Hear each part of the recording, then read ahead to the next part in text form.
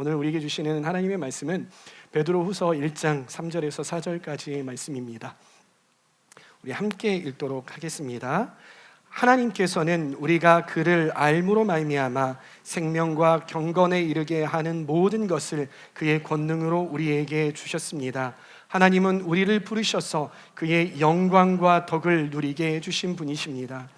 이는 이 영광과 덕으로 귀중하고 아주 위대한 약속들을 우리에게 주셨습니다.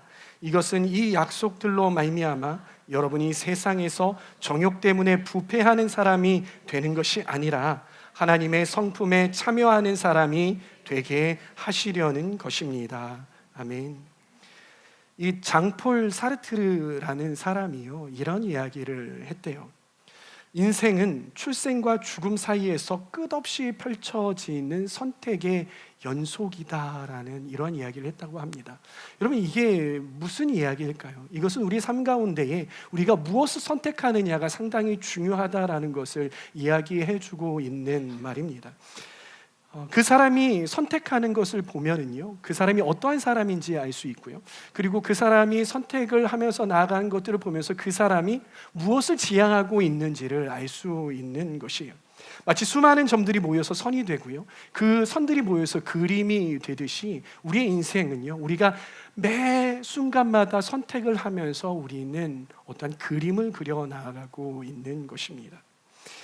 여러분들은 매일마다 선택을 하시잖아요. 그 선택을 통해서 어떤 그림을 그리고 계십니까? 그 그림이 정말 아름다운 그림 맞으십니까? 오늘 본문에서 사도 베드로는요, 하나님께서 성도들에게 영광과 덕이라는 것을 약속으로 주셨다라고 이야기를 합니다. 근데 그 영광과 덕을 성도들에게 주신 이유가 무엇이냐? 그것은 세상 정욕 때문에 부패하는 사람이 되는 것이 아니라 성도들이 하나님의 성품에 참여하는 사람이 되기 위해서 하나님께서는 그런 약속들과 그리고 선물들을 주셨다라고 이야기를 합니다. 그러면 우리는요, 어떻게 하면 세상에 부패한 사람이 되지 아니하고 하나님의 성품에 참여하는 그러한 사람이 될 수 있을까요? 말씀을 통해서 함께 알아보기를 원합니다. 먼저 우리가 하나님의 성품에 참여하는 그러한 사람이 되기 위해서는 무엇을 알아야 하겠습니까? 바로 하나님의 성품이 무엇인지에 대해서 알아보아야 하는 것이죠. 일반적으로 하나님의 성품이라고 하면은요, 한국 사람들은 한 가지를 이야기해요. 하나님의 성품하면 그 모든 것들이 다 함축되어 있다고 생각을 해요. 그러나 영어를 쓰는 이 외국 사람들에게 하나님의 성품이라고 하면은요, 두 가지로 나누어요. 첫 번째는 무엇이냐면 nature라고 이야기하는 본성을 뜻해요. 하나님의 본성. 그리고 두 번째는요, 캐릭터라고 번역될 수 있는 하나님의 성품. 이 두 가지가 있는 거예요. 이 두 가지는 너무나도 밀접하고요, 너무 비슷한 것처럼 보이지만은요, 그래서 우리가 혼용해서 쓰지만은요, 이 둘 간에는 엄연한 차이가 있다는 것이에요. 여러분, 하나님의 본성은 무엇이냐면요, 하나님께서 어떤 분이신지 하나님의 근본적인 존재를 의미하는 거예요. 어떤 것들이 있겠습니까? 전지전능한 하나님, 그렇죠? 무소부재하신 하나님.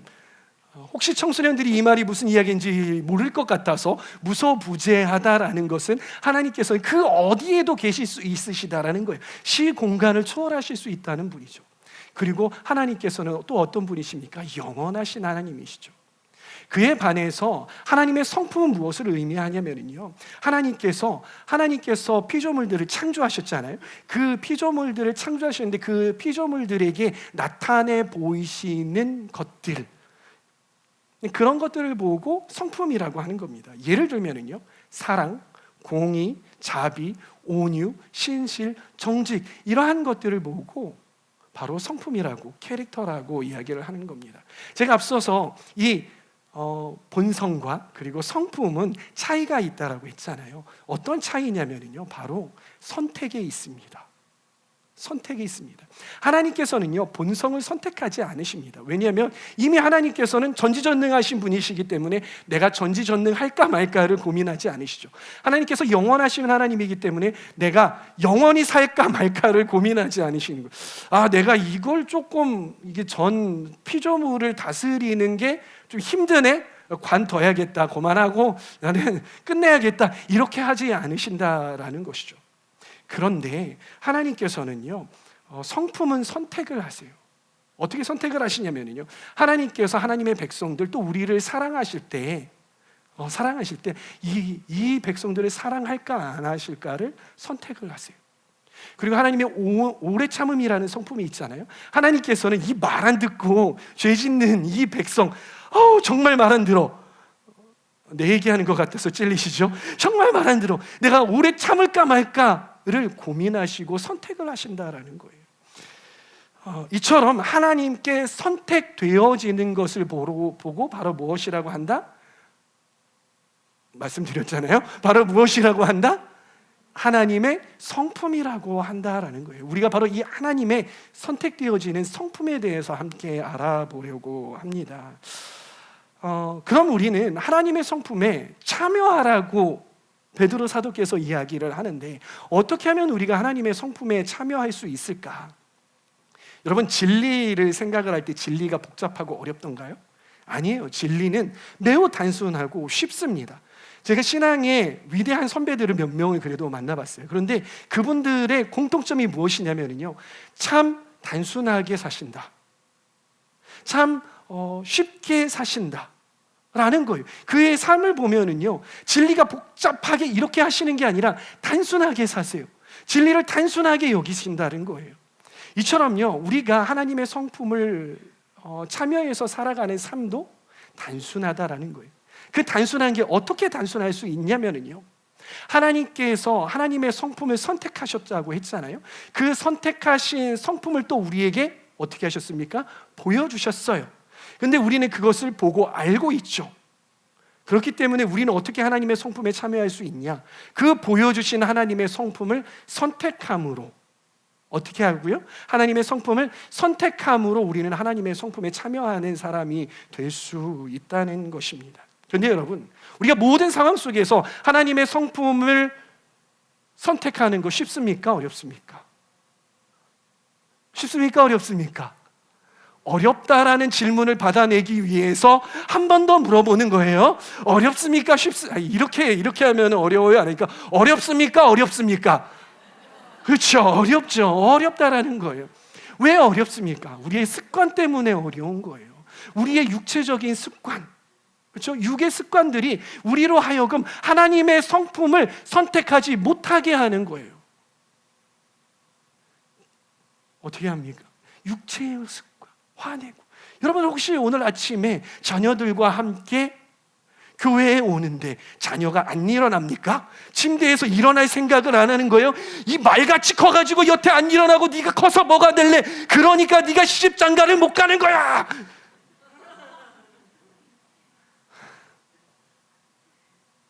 우리가 더 편한 사람들, 더 가까운 가족에게 습관적으로 육체의 습관들, 육체의 그러한 반응들을 하기가 쉽다라는 것이에요. 그래서 익숙함과 습관이 참 무섭다라는 것입니다. 그런데 이 익숙한 습관들을 바꾸기 위해서는, 하나님의 성품을 선택하는 그 습관으로 바꾸기 위해서는 우리는 어떻게 해야 할까요? 무엇이 필요할까요? 바로 연습이 필요한 겁니다. 훈련이 필요한 거예요. 여러분들 군대 다들 가보셨죠? 남성 여러분, 군대 얘기하면 막 또 이제 그 여성 성도님들께서, 우리 여성 동지님들께서 또 군대 얘기 재미 더럽게 없겠네, 뭐 이렇게 생각하실 수도 있겠지만, 공감이 안 되실 수 있겠지만은요, 군대에 가서요 뭘 하냐면 총이라는 걸 쏴요. 총 쏠 때 어떤 줄 아세요? 소리가요 엄청나게 커요. 빵! 이 소리보다 더 커요. 이게 마이크가 소리가 크면 잡아주게 돼 있어요. 아무튼 이 소리보다 더 커요. 빵! 이 소리보다 더 커요. 그러니 뒤에서 깜짝 놀라는 거예요. 오, 세상에 총소리가 저렇게 컸어? 그러면서 점점 내가 총을 쏠 차례가 되는 거예요. 떨리는 마음이, 저걸 어떻게 쏴야 되나, 이러한 마음이 드는 거죠. 그리고 총을 받아들고 관역에다가 놓고 총을 쏘는 거예요. 빵! 어떻게 되는 줄 아세요? 내 눈이 나도 모르게 눈을 찔끔 이렇게 감게 되는 거예요. 그게 아무리 내가 조준을 해도요, 눈을 감으면 이 육체적인 반응 때문에 눈을 감게 되면은요, 이 총알이 날아가가지고 내가 조준한 그 관역에 정확하게 맞출 수가 없어요.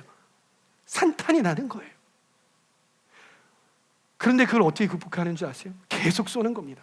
뒤에서 조교가 계속 눈 감지 않습니다. 23번 교육생 눈 감지 않습니다. 눈 감지 않습니다, 교육생. 그러면서 계속 총 쏘게 만드는 거예요. 계속 쏘는 거죠. 그러면 나중에 어떻게 되는 줄 아세요? 정말 거짓말과 같이 빵 소리가 났는데도 불구하고 눈을 감지 않습니다. 그리고 제가 조준한 그대로 가가지고 팍 하고 맞게 되는 거예요. 이게 연습이라는 것입니다. 연습이야말로 우리의 습관을, 그리고 우리의 본능, 육체의 본능들을 바꾸어 놓을 수 있다는 것이, 우리가 하나님 나라의 가치관대로 살아가는 사람들인 거잖아요. 그러나 우리의 발은 어디에 있습니까? 땅에 디디고 살아가고 있는 것이죠. 그렇게 우리의 삶이 안 되어질 때는요, 자꾸 여러분들이 기도하고 이러는 거 좋습니다. 해야죠. 그런데 무엇을 연습해야 된다? 발을 연습해야 돼요. 땅을 딛고 있는 이 발을 연습을 해야 그 습관이 바뀐다라는 거예요. 여러분, 사도 바울이 어떠한 말씀을 하시는지 아세요? 네, 말씀 한번 볼까요? 디모데전서 4장 7절에서부터 8절까지의 말씀을 함께 읽도록 하겠습니다. 저속하고 헛된 꾸며낸 이야기들을 물리치십시오. 경건함에 이르도록 몸을 훈련하십시오. 몸의 훈련은 약간의 유익이 있으나 경건 훈련은 모든 면에 유익하니 이 세상과 장차 올 세상에 생명을 약속해 줍니다. 여러분, 우리가 왜 경건 훈련을 합니까? 왜 우리가 말씀 보고 왜 우리가 기도를 합니까? 왜 우리가 말씀 묵상을 하고요? 왜 우리가 금식을 하는 것입니까? 그 이유는 어디에 있냐면요, 우리가 세상 가운데 발디디면서 살아가지만은요, 우리가 자꾸 하나님의 나라의 뜻대로 그 성품을 드러내면서 살아가야 되는데, 하나님의 성품을 선택하면서 살아가야 되는데 그게 안 되잖아요, 습관적으로. 그렇기 때문에 경건 훈련을 통해서 내가 매일마다, 매 순간마다 하나님의 성품을 선택하는 것을 하기 위해서 경건 훈련을 하는 것이, 그러기에 우리에게는 경건 훈련이 필요한 것입니다. 제가 중학교 때에 좋아하는 미술 선생님이 있었어요. 제가 짝사랑했다는 얘기는 아니고요, 존경하는 미술 선생님, 여자 선생님이 있어요. 근데 예쁘셨어요. 그런데 제가 그 선생님 왜 좋아했냐면요, 예뻤다니까 되게 웃어요, 다은이가. 제가 왜 이 선생님을 좋아했냐면요, 이 선생님이 교회를 다니시는 분이에요. 신앙이 있으셨던 분이에요. 근데 이 선생님이 너무 재미있는 분이셨어요. 어떻게 재미있으셨냐면, 하루는요, 이 교탁에 책이 올려져 있다가 잘못해서 툭 치셔가지고 책이 떨어졌어요. 근데 미술책이 좀 딱딱하고 두껍잖아요. 바닥에 떨어지면서 어떤 소리가 나요? 빡 하는 소리가 난 거예요. 선생님이 깜짝 놀라셨습니다. 근데 여성들은 그 상황에서 어떻게 합니까? 엄마야! 이러시잖아요. 엄마야! 이러시잖아요. 근데 이 선생님이 어떻게 하시는 줄 알아요? 그 짧은 찰나에 엄마, 아빠, 주님! 이러시는 거예요. 못 들으셨을까봐 엄마, 아빠, 주님! 그래도 못 들으셨을까봐 엄마, 아빠, 주님! 다른 사람은 어머나 할 때, 엄마야 할 때 엄마, 아빠, 주님을 그 짧은 순간에 외치시는 거예요. 근데 그때만 그러셨냐? 그게 아니라 학생하고 이 복도에서 이 코너가 있잖아요. 딱 마주치셨는데 선생님이 하시는 말씀이 시작, 크게 시작, 엄마, 아빠, 주님! 이러시는 거예요. 목소리까지 시작. 그렇죠.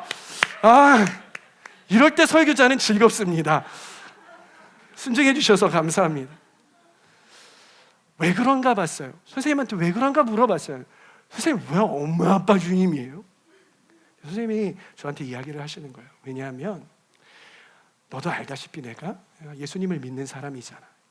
그런데 깜짝 놀라는 그 무의식이라는 그런 상황 속에서도 내가 하나님께 전명되고 싶어, 하나님이 나를 다스리게 하고 싶어서 저 평소에 이게 주님, 그냥 주여! 이것도 아니고 엄마, 아빠, 주님이잖아요.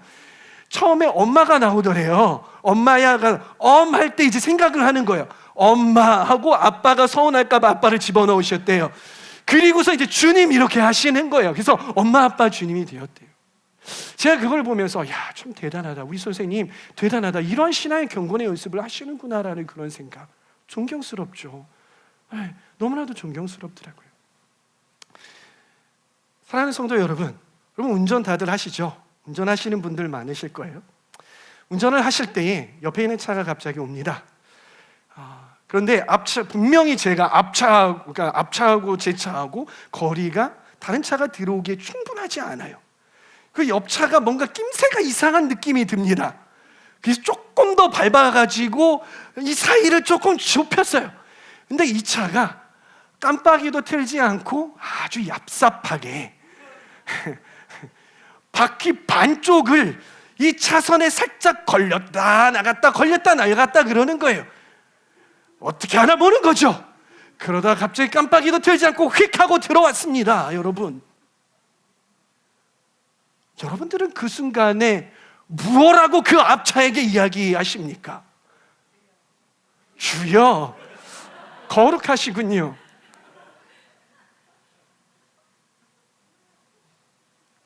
인터체인지를 찾으시고요, IC 동물들을 찾으십니다.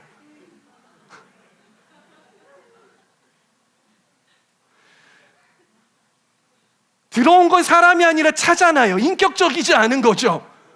그러니까 막 이야기해도 되는 거예요. 저거 이렇게 되는 거예요. 여러분들 다들 거룩하셔서 주여, 저 불쌍한 영혼을 구원해 주시고, 제가 이 좁혀서 죄송합니다. 저 사람이 뭔가 급한 일이 있어서 그런데 하나님 아무 일도 없게 하여 주시고 축복하여 주시고 운전 100년 만전 잘하게 하여 주시옵소서라고 그렇게 축복하시면서 보내드리시죠.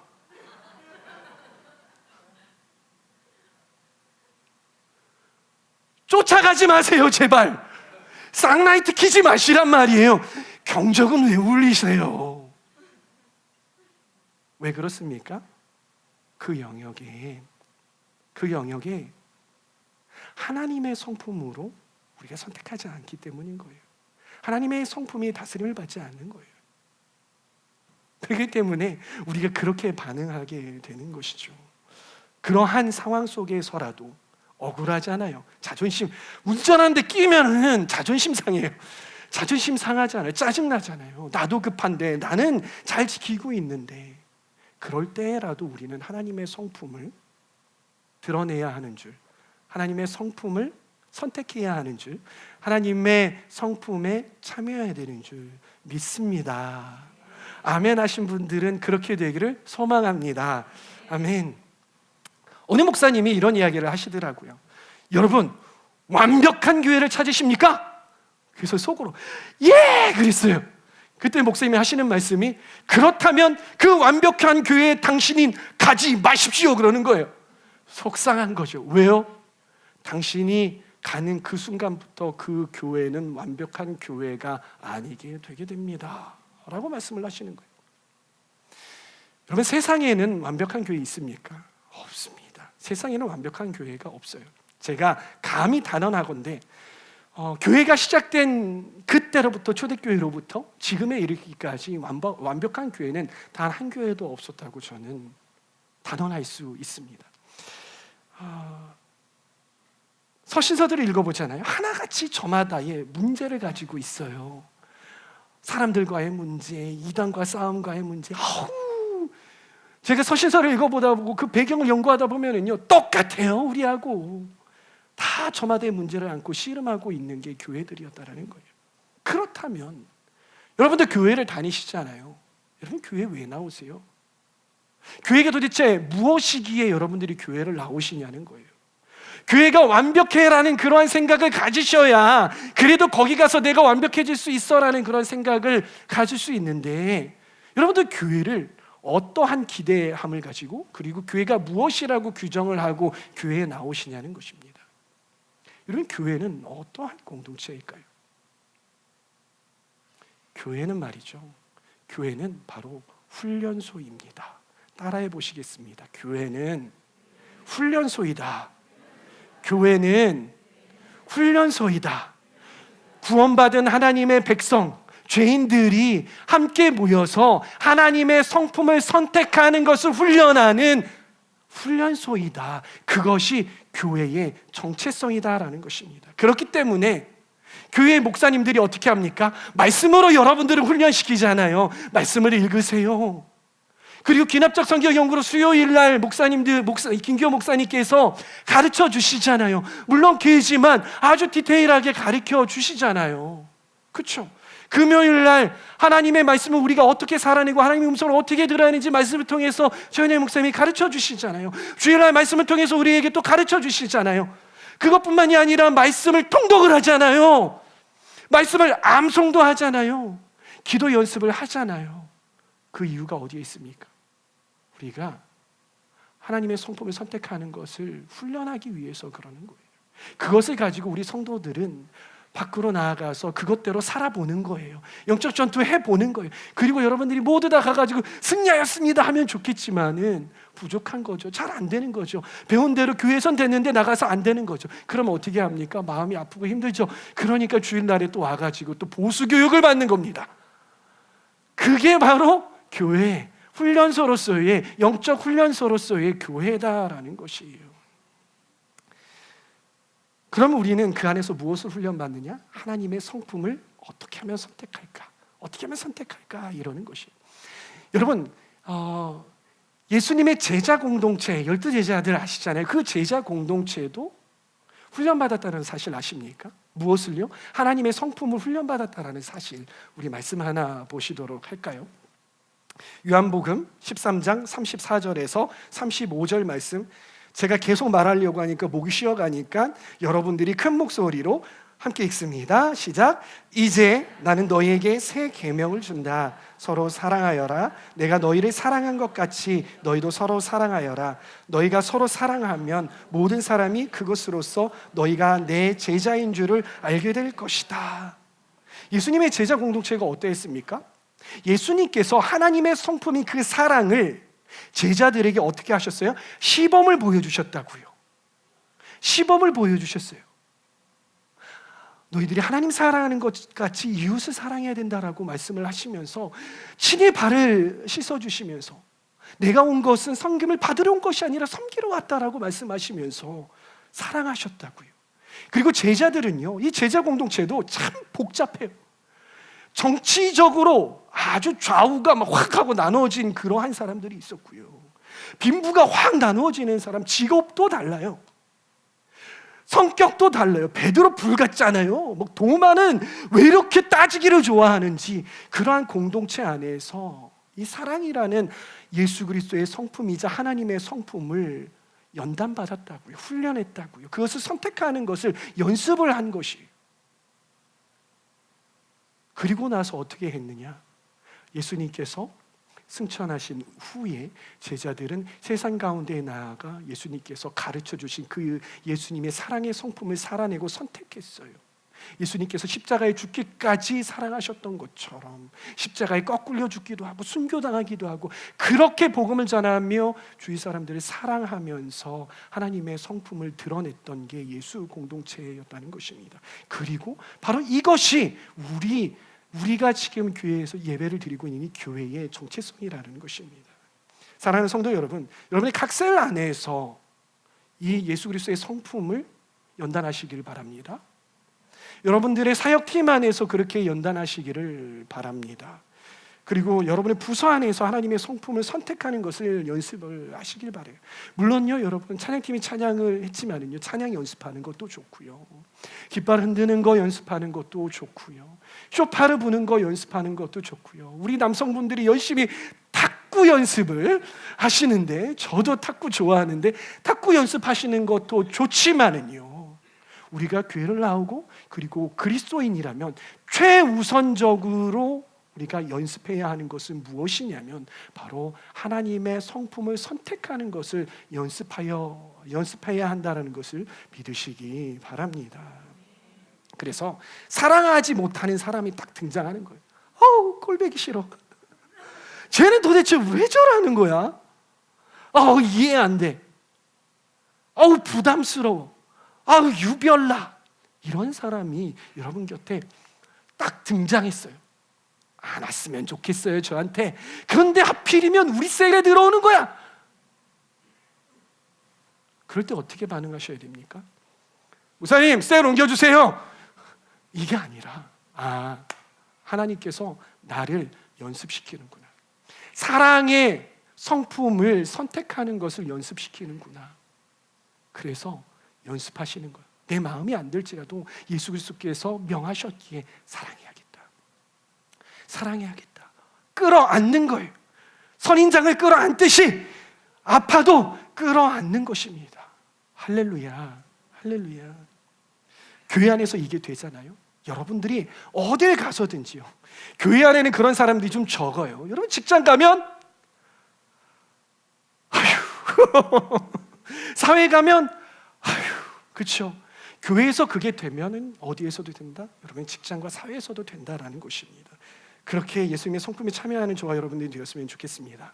오늘 예배는요, 세대 연합 예배입니다. 우리 청소년들과 청년들이 함께 예배를 드리고 있죠. 박수 한번. 다음 세대 너무 귀해요. 이렇게 예배에 나와서 주님 앞에 나가. 누가 다음 세대를 잃어버린 예배라고 해요. 여기 다음 세대들이 이렇게 앉아서 예배하는데요. 그렇죠? 할렐루야. 귀하다라고 옆에 한번 이야기를 해주시기 바랍니다. 저는 이 청년들에게 물어보고 싶은 것이 있어요. 그리고 물어봤던 것이 있어요. 그게 뭐냐면, 여러분 결혼하고 싶죠? 어머, 웬일이야? 괜찮아요. 쑥스러워서 그래요. 원래 이게 20, 30대는요 뭔가 반응을 할 때 하라 그러면 이렇게 해요. 청년 예배 때도 뭐 설교하잖아요. 해요. 저 여기가 즐거워요. 왜냐면 뭐 해주면 우리 성도님들이 이렇게 해주니까. 이 친구들도요, 나이가 들어서 부모님 나이가 되면은요, 자기도 모르게 입 벌리고 이러고 있을 거예요. 할렐루야. 아멘. 네. 청년들이 다들 결혼하고 싶어요. 빨리 짝을 만나고 싶어 합니다. 이 청년들에게 결혼의 목적이 뭐냐라고 물어보잖아요. 그러면은 많은 사람들이 행복이요라고 대답해요. 그런 사람들 정말 많이 봤어요. 그런데 여러분, 정말 죄송하지만 결혼의 목적은 행복이 아닙니다. 결혼의 목적은 행복이 아니에요. 행복은 결혼에서 얻어지는 부산물일 뿐이지 행복은 결혼의 목적이 될 수가 없습니다. 그렇다면 결혼의 목적이 무엇이 되어야 할까요? 그리스도인이라면 결혼의 목적이 무엇이 될까요? 무엇이 되어야 할까요? 결혼하신 분들, 결혼의 목적이 무엇입니까? 그것은 결혼해서 하나가 되어서 하나님 나라를 이루어가는 것입니다. 그 하나님 나라를 어떻게 이루어갑니까? 매 순간 하나님의 형상을 회복함으로 하나님 나라를 이루어갈 수 있는 것이죠. 하나가 되어서. 그러면 그 하나님의 형상을 어떻게 회복합니까? 하나님의 성품을 매 순간 선택을 하게 되는 것이에요. 그럴 때에 우리는 행복을 느끼게 되는 것이죠. 그러나 많은 이들이요, 이 사람하고 결혼하면 내가 행복할까를 생각을 해요. 이 사람하고 결혼을 하면은 내가 재미있을까, 즐거울까를 생각을 하고요.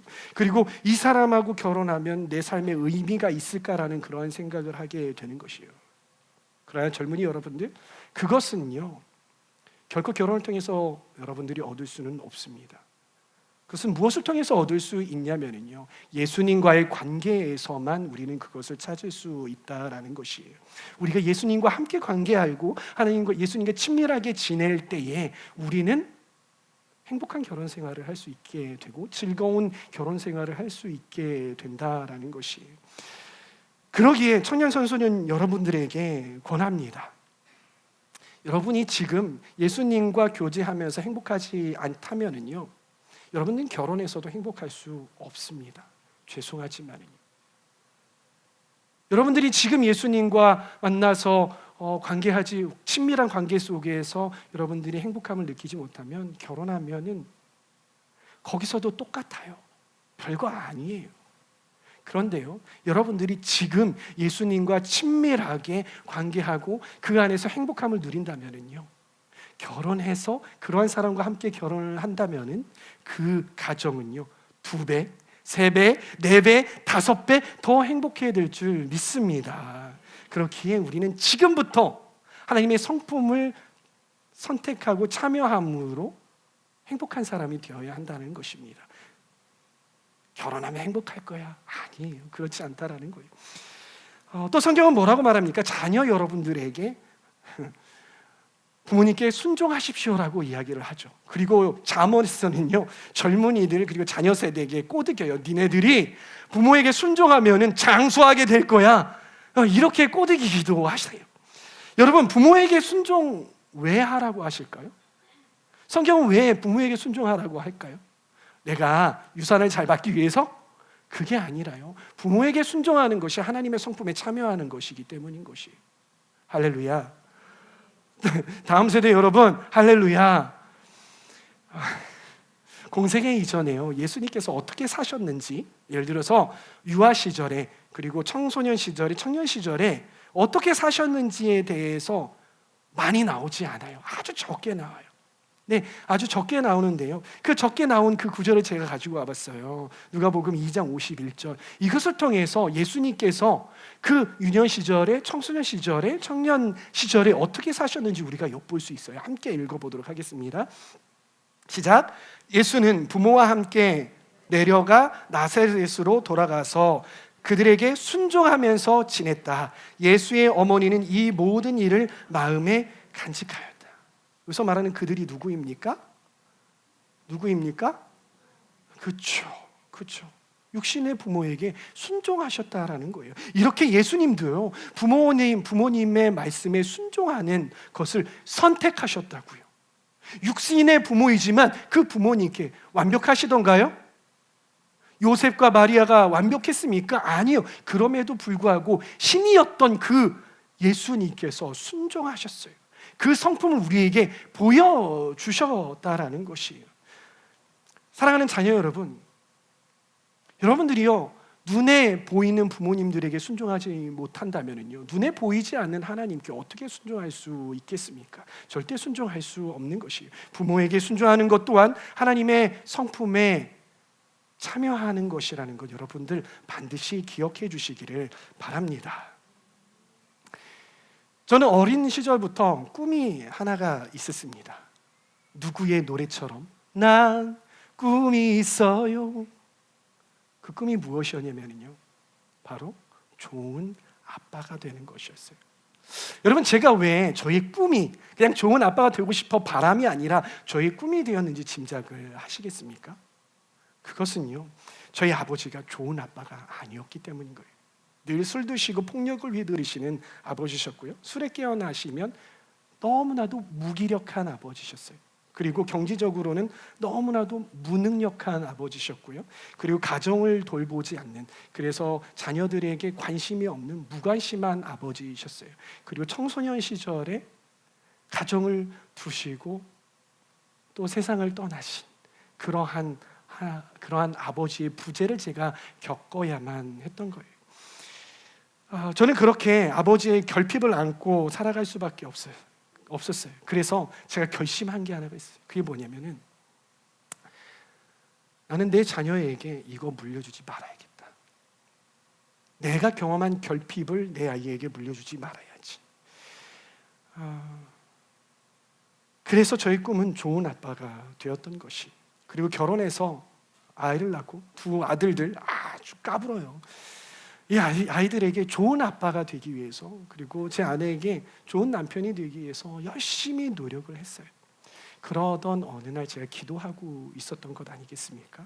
가정을 위해서, 그리고 자녀들 위해서 기도하고 있었는데 갑자기 제 마음 가운데에 너는 좋은 아빠가 될 수 없어 라는 음성이 들리는 거예요.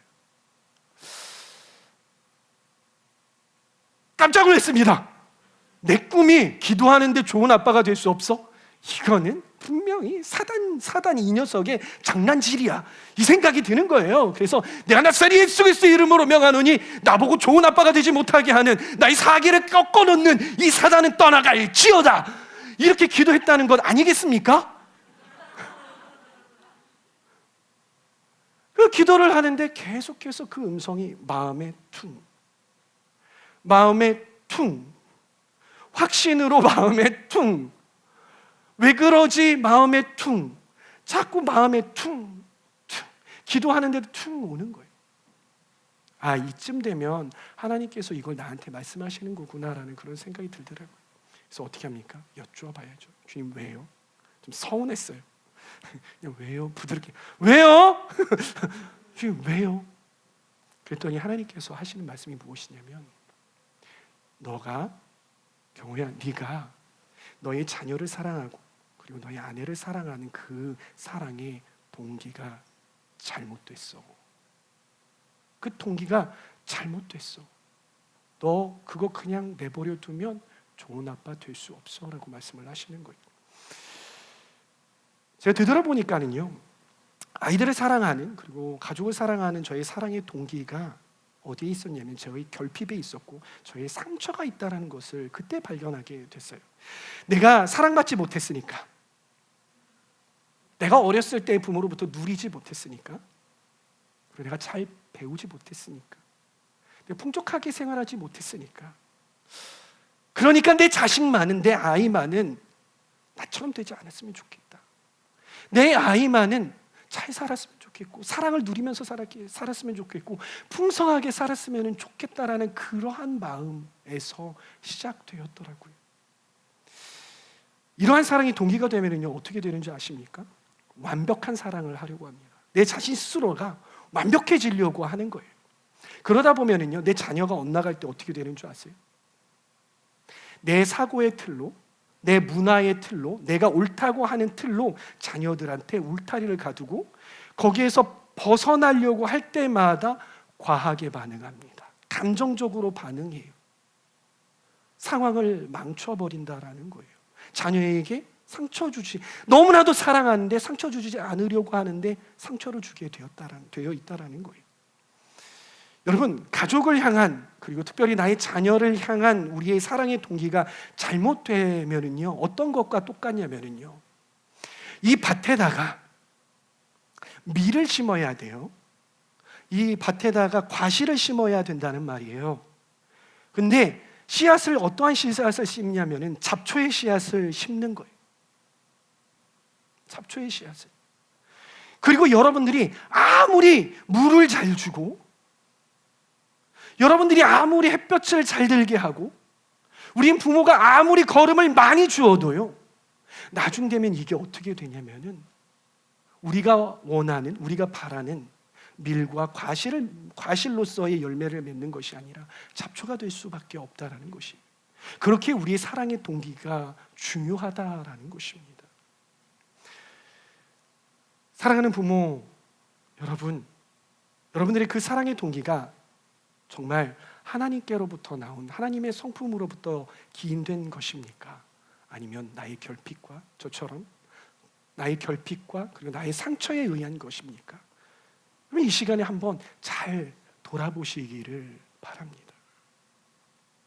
우리 사랑의 동기는요 하나님의 성품이어야 합니다. 하나님의 성품인 사랑이어야 되는 줄 믿습니다. 하나님의 사랑은 한계가 없으십니다. 하나님의 사랑은 늘 변함이 없어요. 하나님의 사랑은 오래 참게 합니다. 하나님의 사랑은요 평온함과 온유함이 따르는 것이에요. 그런 하나님의 사랑이 우리 사랑의 동기와 근거가 되어야 하는 것입니다. 그럴 때에 우리가 사랑하는 표현에서요 하나님의 사랑이 흘러나가는 거예요. 비록 우리는 부족하잖아요. 인간이기 때문에 부족하잖아요. 때로는 물을 많이 주기도 어렵잖아요. 때로는 거름을 많이 주기도 어려워요. 그것 때문에 우리가 마음이 어렵긴 하지만 우리가 그 씨앗을 잘 심는다면은요 5시간은 좀 늦더라도 우리가 잘 올바른 씨앗을 심었다면은요 좋은 열매를 맺게 되듯이 하나님의 성품으로 심었을 때 우리가 좀 부족해도 그것은 하나님께서 정말 원하시는 좋은 열매를 맺게 된다는 사실을 기억하시기를 바랍니다. 어느 날 저희 첫째 시온이가요 꿈을 꿨대요. 아주 오두방정을 떨면서 와요. 아빠, 엄마, 꿈을 꿨어. 무슨 꿈 꿨어? 하나님 나왔어. 이러는 거예요. 제가 늘 그러니까 아이들 이제 기도할 때 기도하는 그 중에 뭐냐면 꿈을 꿀 때도 하나님 꿈꾸게 해주세요. 푸르른 초장에서 하나님과 즐거이 뛰노는 그런 꿈꾸게 해주세요라는 그런 기도를 하거든요. 근데 그 시온이가 어느 날 그렇게 온 거예요. 근데 제 아내가 참 지혜로운 질문을 해요. 시온아, 하나님 꿈꿨는데 하나님은 어떻게 생겼어? 라고 물어본 거예요. 고급 질문, 메모, 고급 질문, 그렇게 물어본 거예요. 그런데 이 시온이가 뭐라고 대답했는 줄 아세요? 엄마, 하나님이 아빠처럼 생겼어.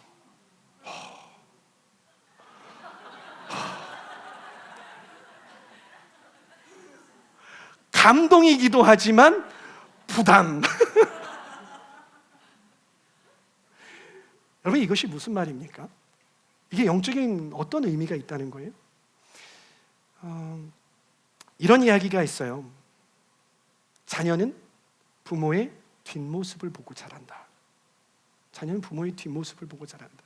자녀는요, 절대 부모가 이렇게 해라 저렇게 해라, 야 방 좀 치워, 야 뭐 좀 해 뭐 좀 해, 이렇게 삽니까? 이런 대로 이렇게 살지 않는다라고 해요. 뒷모습을 보고 산다라는 거예요. 여러분, 부모의 뒷모습이 무엇인지 아십니까? 그것은 자녀들도 우리를 다 보고 있습니다. 부모가 기쁠 때, 즐거울 때에 무엇을 선택하며 나아가는지, 그리고 부모가 슬프고 아프고 어려울 때에 무엇을 선택하는지 자녀들은 그것을 보고 있다는 것이에요. 그리고 그걸 배운다라는 것입니다. 내가 정말 알아야 할 모든 것은 유치원에서 배웠다라는 책이 있어요. 그 책에서 하는 이야기를 좀 가져와 봤어요. 그 이야기를 여기에 적진 않았거든요. 일부러 한번 잘 들어보세요. 머릿속에 잘 들어보세요. 제가 공감이 돼서 가지고 와봤습니다. 부모들이 걱정해야 하는 것은 아이들이 부모의 말을 듣지 않는 것이 아니라 항상 부모의 행동을 지켜보고 있다는 것이다. 아이들은 항상 부모를 주시하고 있다. 부모의 일거수일투족을 지켜보면서 모든 것을 기억한다. 당신은 친구와 전화 한 통을 하면서 아이가 듣지 않을 것이라고 생각할지 모르지만 아이는 옆에서 당신이 하는 말을 흡수하고 있다. 당신이 방문을 닫고 배우자와 말다툼을 하고 있을 때에도 아이는 밖에서 듣고 있다. 당신이 혼잣말로 이웃을 욕할 때 아이는 그 말을 듣고 기억한다. 사랑하는 부모 여러분, 하나님께서 왜 우리에게 부모라는 역할을 주셨을까요? 왜 부모라는 자리를 주셨을까요? 그것은 자녀를 내가 키우고 싶은 대로 내 방법대로 키우기 위함이 아니라요. 하나님께서 우리에게 보여주신 그 성품대로 하나님의 백성인 자녀들을 길러내라고 우리에게 부모라는 권위와 직분을 허락해 주셨다는 것입니다. 우리가 아무리 성경을 읽게 하고 아무리 성경을 암송하게 하고 아무리 좋은 학원에 보내도요, 그들은요, 그 다음 세대, 그 자녀들은요, 우리의 뒷모습을 보고 살게 되어 있는 것입니다. 그러기에 우리는 늘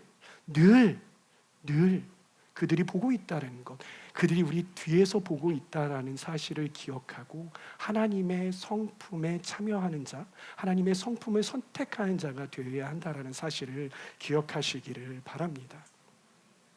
하나님께서는 열정적인 분이십니다. 열정을 가지셨는데 우리를 향하여서 포기하지 않는 열정으로, 아주 대단한 열심으로 우리를 붙들고 계시는 게 있어요. 우리에게 다가오시는 것이 있습니다. 그것이 무엇이냐면요, 하나님께서 우리를 구원해내기 위해서 열정을 발휘하시는 분이에요. 그렇기에 그 독생자 예수 그리스도를 우리에게 주시면서까지 열정을 내셨죠. Passion of Christ가 그 패션이요, 순환이기도 하지만은요, 열정이라는 뜻도 갖고 있잖아요. 하나님께서는 그렇게 우리를 구원하시기 위한 열정을 가지고 계셔요. 근데 하나님께서 또 하나 그와 동일한 크기의 열정으로, 농도의 열정으로 다가오시는 그 열정이 있는데, 그 열정은 무엇이냐면요, 우리로 하여금 예수 그리스도의 장성한 분량에 이르기까지 성장시키시는 그러한 열정이라는 거예요. 그렇기에 하나님께서는요, 우리를 성장시키시기 위해서 굉장히 열심이십니다.